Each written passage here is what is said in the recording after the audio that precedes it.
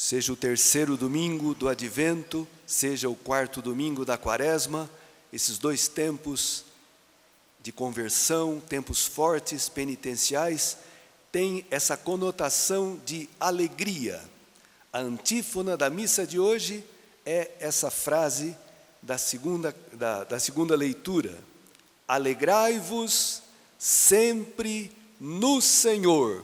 Repito, alegrai-vos. O Senhor está perto. Que bom, que necessidade que nós temos da alegria. Alegria só existe quando a gente se sente amado e é capaz de amar. Todas as outras alegrias, irmãos, são fugazes, passageiras e muitas delas falsas.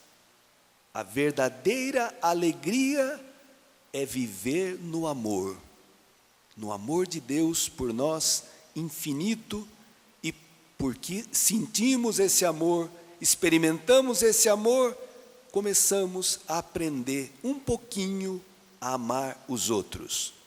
Pois bem, as leituras nos ajudam, todas elas falam de alegria, sobretudo a primeira e a segunda. Sofonias fala: canta de alegria, cidade de Sião, rejubila, povo de Israel, alegra-te de todo o teu coração, cidade de Jerusalém. Qual o motivo dessa alegria? Aqui fala: o Senhor revogou a sentença contra ti. Tinha uma sentença, irmãos, de condenação por causa dos nossos pecados. Essa sentença foi revogada, foi destruída. Onde? Na cruz. Cristo amou tanto a mim e a você, vendo a nossa tristeza, porque o pecado gera tristeza. O egoísmo, o orgulho só gera tristeza. Vendo a nossa tristeza, Jesus, que é a alegria dos homens, Ele nos perdoou, morrendo na cruz por nós. E no Natal, e aqui fala: afastou teus inimigos, o Rei de Israel é o Senhor, Ele está no meio de ti, nunca mais temerás o mal. O Natal, o que vem qual é a boa notícia que o Natal nos traz? O Senhor está no meio de ti. Jesus é o Emanuel, Deus está conosco, não estamos sozinhos, não somos um barco à deriva que não sabe para onde vai. O Senhor está conosco, se fez um de nós, assumiu a nossa humanidade, assumiu no seio da Virgem Maria a nossa carne.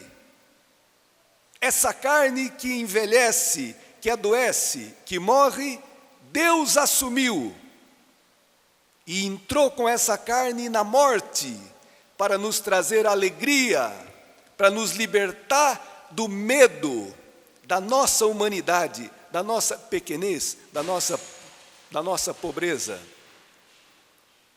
Nossa Senhora, a porta. Quando tem alguma coisa muito importante, um monte de coisas tentam atrapalhar. Vocês viram a buzina na hora do canto, né? O alarme. Agora a porta. Porque os demônios detestam a palavra de Deus, detestam pessoas que estão escutando e se convertendo. O demônio detesta isso. Por isso que ele faz de tudo para que nós nos alienemos e não façamos isso. Porque aqui, irmãos, se muda o mundo, sentados aos pés de Jesus, escutando a sua palavra. Aqui se muda, aqui acontece a verdadeira revolução. Nós pensamos que a revolução é mudar a estrutura de governo, é mudar... Não, a verdadeira revolução é mudar o coração. Aí as coisas mudam de fato. E quem pode fazer isso? Somente o Espírito Santo. E Ele faz quando as pessoas escutam a palavra e acolhem. Então, irmãos, olha que coisa maravilhosa. E a segunda leitura, então, São Paulo está preso por causa do anúncio do Evangelho, por causa da missão que Deus lhe deu. É a carta aos Filipenses que mais fala de alegria, 30 e tantas vezes. Se você não acredita, hoje à tarde, em casa, leia inteirinha a carta aos Filipenses. São só 4 capítulos. É um tesouro. E conta quantas vezes ele fala de alegria, de rejubilar-se, É maravilhoso. E o que ele fala? Alegrai-vos sempre no Senhor. Repito, alegrai-vos. É possível alegrar-se sempre? A vida tem tantos trancos e barrancos. Como é possível alegrar-se sempre? É possível.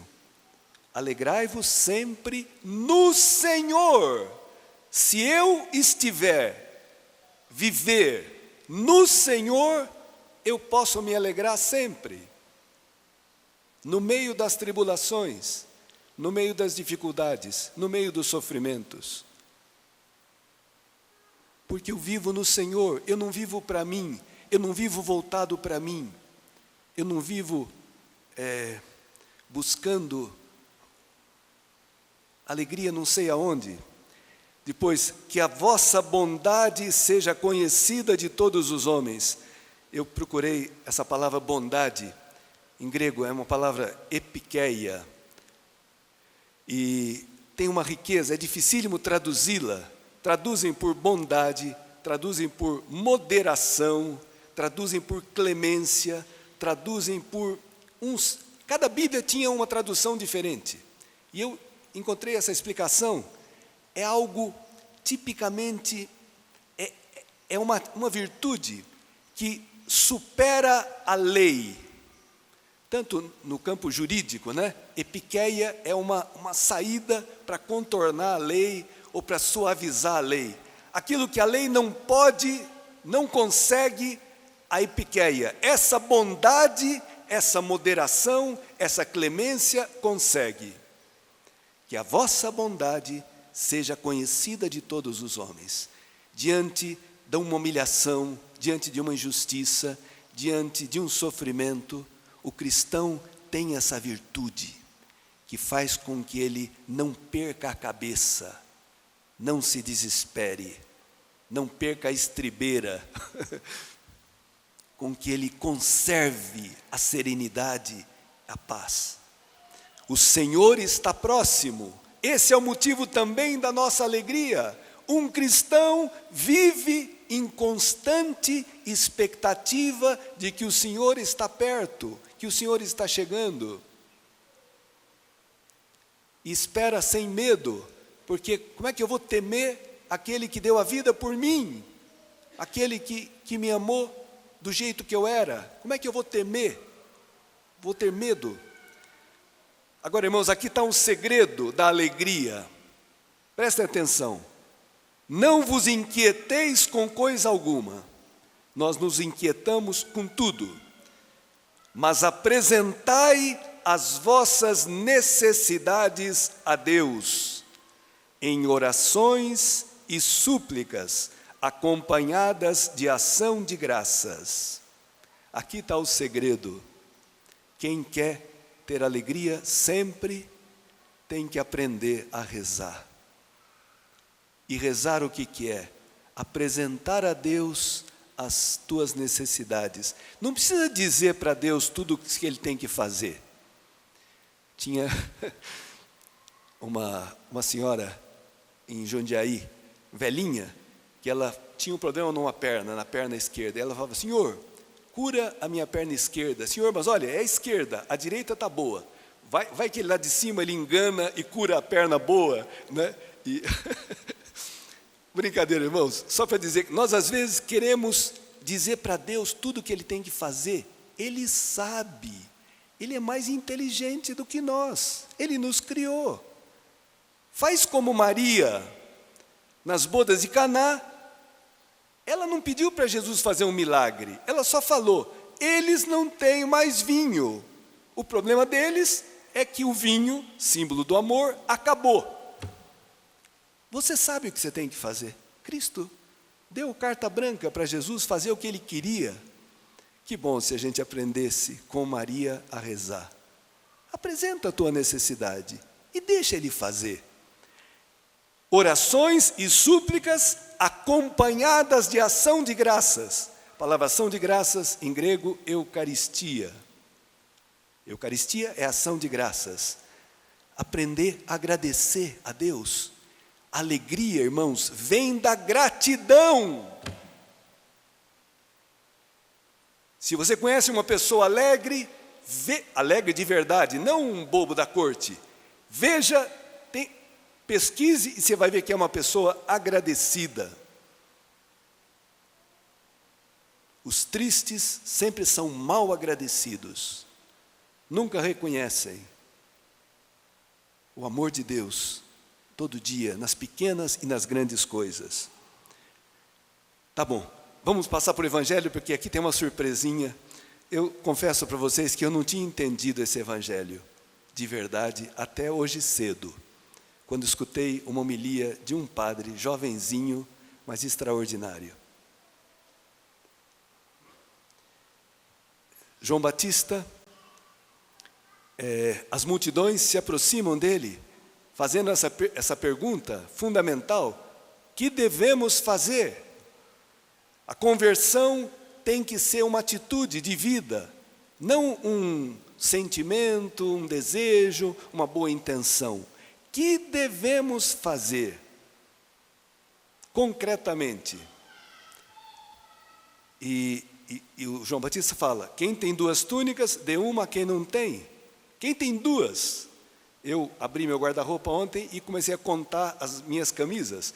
É verdade que tem umas que já estão bem surradinhas, mas tinha bem mais de 2, mais de 20. Quem tem 2, dê uma. O duro é que minhas camisas são de clergyman. Um pobre, se vocês veem algum pobre andando com camisa de padre aí pela rua, é que eu preciso dar algumas das minhas aqui. Tá bom. Quem tem comida, faça o mesmo. Daí os cobradores de impostos, publicanos, que eram detestados pelos judeus, porque cobravam impostos para os romanos, que devemos fazer? E o Cristo, São João Batista diz: não cobreis mais do que foi estabelecido, não exijais. Guardem essa palavrinha. Nós passamos a vida cobrando dos outros, exigindo dos outros. Todos cobramos, todo dia. Por isso não somos alegres, por isso não somos felizes, porque não sabemos amar ninguém de graça, sempre cobrando, sempre querendo troco, sempre exigindo. As mulheres dos maridos, os maridos das mulheres, os pais dos filhos, os filhos dos pais, os empregados dos patrões, os patrões dos empregados, os fiéis do padre, o padre dos fiéis, os padres do bispo. Estamos sempre cobrando, sempre exigindo que o outro mude, que o outro seja diferente. Sempre. Estou exagerando ou é verdade? Quem aceita o outro como ele é? Mas aqui, depois os soldados também perguntaram: e nós, que devemos fazer? João respondia: não tomeis à força dinheiro de ninguém, nem façais falsas acusações, ficai satisfeitos com o vosso salário. Guardem essa frase. Ficai satisfeitos com o vosso salário. Quem está satisfeito com o seu salário? O que é o salário? É a vida que Deus te dá. Quem está satisfeito? Quem se contenta com aquilo que Deus te dá? Jamais. Eu nunca estou satisfeito. Eu sempre quero que o outro mude. E cobro. E nunca estamos satisfeitos com o que nós somos. Vocês já repararam o grau de insatisfação que nós temos? Começar do nosso corpo, né? Uma pessoa tem o cabelo liso, ela gostaria de ter o cabelo ondulado. Outra tem o cabelo ondulado, ela queria ter o cabelo liso. Um sofre porque é muito magro, precisa engordar e ficar mais forte. Outro sofre porque é gordo e tem que emagrecer. Nós nunca estamos satisfeitos com o que somos, com o que temos. Nunca. Ficai satisfeitos com o vosso salário. Irmãos, e Deus, que é mais inteligente do que nós, embora a gente não acredite muito, porque a gente vive dando palpite para Deus, para Ele fazer assim, assado, e tem que ser do nosso jeito. Mas Deus dá aquilo que nós precisamos. Mas como, Senhor? E eu perdi o emprego? Como que eu preciso de viver essa precariedade? Quem sabe você precisa, porque é um orgulhoso e precisa descobrir a importância dos outros, para experimentar a providência de Deus, você precisa passar esse período de penúria. Quem sabe? E essa doença? E a morte dessa pessoa tão querida, tão amada? E se você precisava dessa experiência? Deus te deu, Deus te ama, Ele sabe o que eu preciso, o que você precisa para me converter.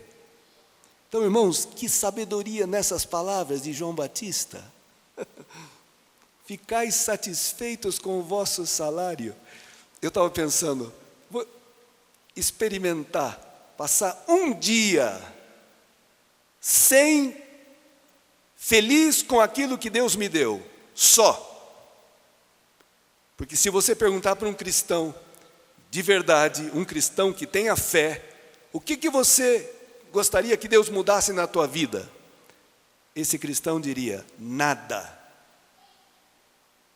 Porque ele acredita que Deus o ama e lhe dá o que ele precisa para cada dia. O pão nosso de cada dia, dai-nos hoje. O pão é a vontade de Deus para cada dia. Irmãos, é verdade que precisa ter uma maturidade de fé bastante grande para a gente fazer isso. Mas podemos caminhar para isso. Por que eu devo ficar a vida inteira infantil na fé? Cobrando de Deus e todo mundo, insatisfeito, sem alegria. Porque esse insatisfeito diz, quando eu tiver isso, quando eu sair de férias, aí eu vou ser feliz. Quando eu descansar, estamos sempre projetados no futuro. Quando essa pessoa mudar, quando for diferente, não posso ser feliz hoje então, hoje não dá, só amanhã. Não, irmãos, podemos. Olha, só para encerrar, depois que João Batista responde às perguntas das pessoas, ele aqui diz, o povo estava na expectativa, todos perguntavam se João não seria o Messias. Tinha uma tamanha autoridade, um tamanho prestígio, João Batista, que se ele dissesse, eu sou o Messias, eles o aclamariam e seria um sucesso. E ele fala, não, eu batizo com água, o meu batismo é simbólico, é para mostrar a necessidade de mudança de vida. Aquele que está chegando, eu não mereço desatar a correia da sandália dele. O esposo é ele, eu sou amigo do esposo. Quem tem a esposa é o esposo. Eu, o amigo do esposo, me alegro ouvindo a voz dele, sabendo que ele está presente. Essa é a minha alegria e ela é completa. Mas ele vos batizará no Espírito Santo e no fogo. E aqui tem uma coisa, ele virá com a pá na mão, vai limpar sua eira e recolher o trigo no celeiro, mas a palha ele a queimará no fogo que não se apaga. Essa pá era um instrumento que eles, depois de terem batido o trigo, eles levantavam, precisava ter vento, como hoje, essa manhã, ali fora, o vento quase que me levou. Precisa uma manhã ventanosa, eles levantam com essa grande pá para o alto, a palha o vento leva, e o trigo, que tem peso, ele cai e se ajunta no celeiro. Irmãos, Deus nos criou para sermos trigo. O trigo, para ser pão, precisa ser moído e comido, moído. Cristo é o pão da vida. Ele foi triturado na cruz. Você quer ser útil, quer dar a vida para alguém? Aceite de ser moído. Aceite de ser triturado. Onde? Na tua cruz. Porque esse é o sentido da vida. Você está morrendo por alguém, você está servindo alguém, feliz de você, parabéns. Você não morre por ninguém, você é um egoísta que só pensa em si e só quer que os outros morram por você. Sinto muito, meu amigo, como deve ser triste a sua vida. Isso é o Senhor que faz na nossa vida. A palha, ela serve para que o fruto cresça, depois ela não serve mais para nada. Tá bom, irmãos, também na nossa vida tem muita palha. E nossos pecados, nossas fraquezas, nossas debilidades, elas foram e são úteis. Você só experimenta a salvação se você perceber que você está perdido. Você só experimenta a libertação se você experimentar que você é escravo de alguma coisa. Então, não despreze a tua palha, não despreze. Mas chega uma hora em que a palha tem que sair, tem que ir embora e ficar somente o grãozinho, o fruto. Então, irmãos, alegremo-nos, porque o Senhor quer fazer essa obra na nossa vida. E para isso, Ele nos dá, além dessa palavra maravilhosa, o corpo do seu Filho Jesus. Se o grão de trigo não morrer, ele fica sozinho, mas se morrer, ele vai dar muito fruto. O fruto da morte de Jesus sou eu, hoje aqui, é você aí. Nós somos o fruto do amor de Cristo por nós. E se nós comemos o corpo de Cristo, nós seremos também moídos, nos tornaremos alimento para os outros, daremos vida ao mundo, porque saberemos amar, saberemos aceitar, saberemos ter fé para viver a vida não como tolos, não como cobradores, mas como pessoas agradecidas que foram salvas, libertas desse egoísmo demoníaco que tem destruído casamentos, vida de padres, tem destruído o mundo, o egoísmo, fruto da soberba. Não, irmãos, o Senhor quer nos dar a humildade de São João Batista, para que nós possamos, como ele, ser instrumentos de salvação para muita gente.